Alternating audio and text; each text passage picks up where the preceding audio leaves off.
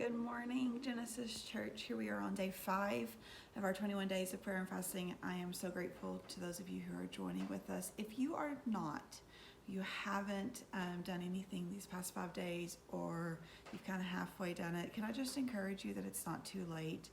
And it's 21 days is just a goal that is set because of, it takes 21 days to form a new habit, but it doesn't mean that if you didn't start in on Sunday, or if you haven't been giving it all that you wanted to give it, it doesn't mean that it's too late. And so I want to just encourage you, do something. Start today if you need to, if you want to.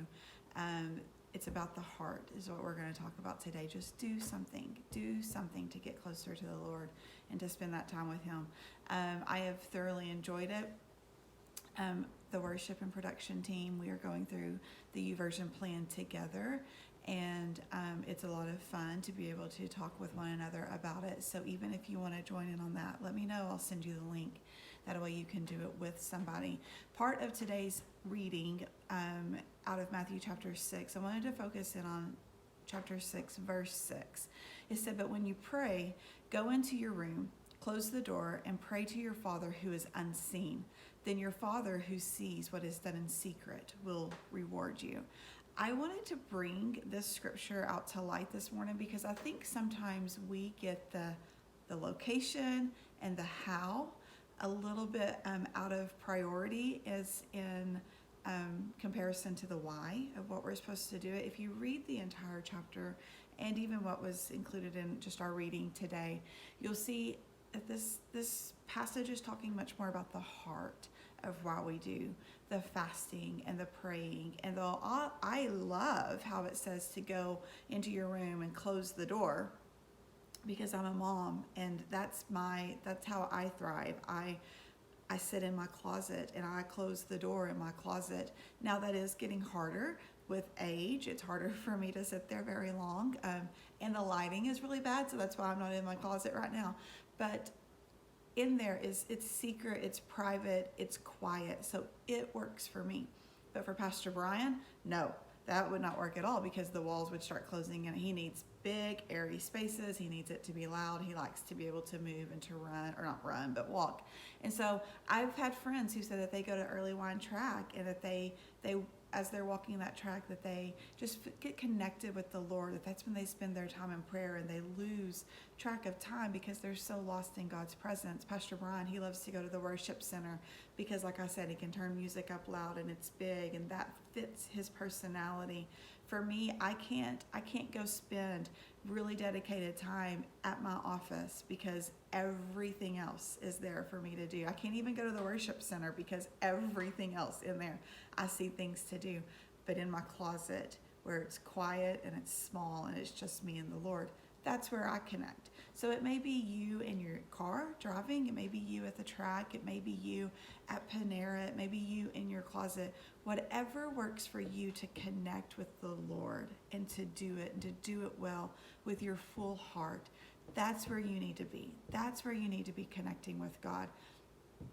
It's not about the place, it's about the how, or the why. Why are we fasting and why are we praying? Is another thing that was addressed in our reading today. A lot of times people will fast and they will pray in complete silence, and they won't let anybody know what they're fighting for, what's going on. And that's okay, because victories are won that way 100% completely. And there's power in that. It's just you're wrestling, just you and the Lord, something only the two of you know what's going on, and there is power in that. The scripture is cautioning us about our heart again. If we are just blasting out there, I'm fasted, whatever, and I can't hardly function today, man, a cheeseburger sure would sound good because I just can't hang on any longer, then our heart is not right about fasting there. If you get what I'm saying, it's not to draw more attention to ourselves. It's not to say, look at me and look at what I'm doing. The passage talks about the people who just pray and babble and babble and babble along. They're not praying from a place of sincerity and heart. Oftentimes You'll see people pray, and as they're praying, they're really still trying to teach or to talk or to critique or to criticize or get their opinions and their thoughts across to whomever they're praying over or for, when really it's just between me and the Lord. Prayer is supposed to be this way, not for this way. So that's what it's cautioning us about. I personally love to fast and pray, do devotions, do studies with somebody else, because the Bible tells us in Proverbs 27:17, as iron sharpens iron, so one person sharpens another. But in Matthew, it just cautions us about our heart as to why we're doing it. Brian and I have chosen to do a specific fast over these 21 days together, and there's power in that, because when I'm weak, he's strong, and he encourages me and pulls me through. He knows what I've set, and the same with him. I can encourage him, pull him along, and there's power in that. We are sharpening one another, and as iron sharpens iron, as long as our heart stays pure as to why we do it. It doesn't become competitive between us. Like I'm going to finish it and you're not. That's the wrong heart. And so that's what our passage is instructing us today. It's what it's encouraging us in. I wanted to talk one more thing about how our hearts get consumed so quickly. And it can be out of a competitive spirit. It can be out of a look at me and look at my status and how I've arrived.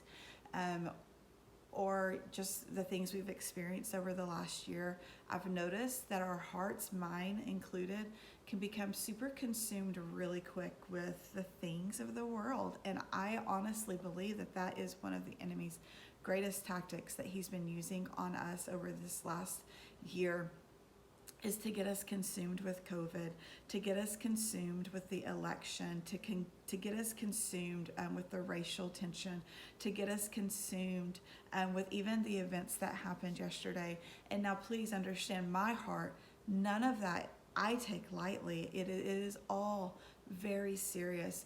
But when I find myself constantly wanting to know what the next thing was that happened, or what the next thing that was said in Congress, or what the next interview was talked about, or what the numbers are today, and what the new CDC recommended guidelines are, when I am totally consumed with that, and that's all I can think about, that's all I can focus on, that's all I can take in and consume, then my heart is in the wrong place.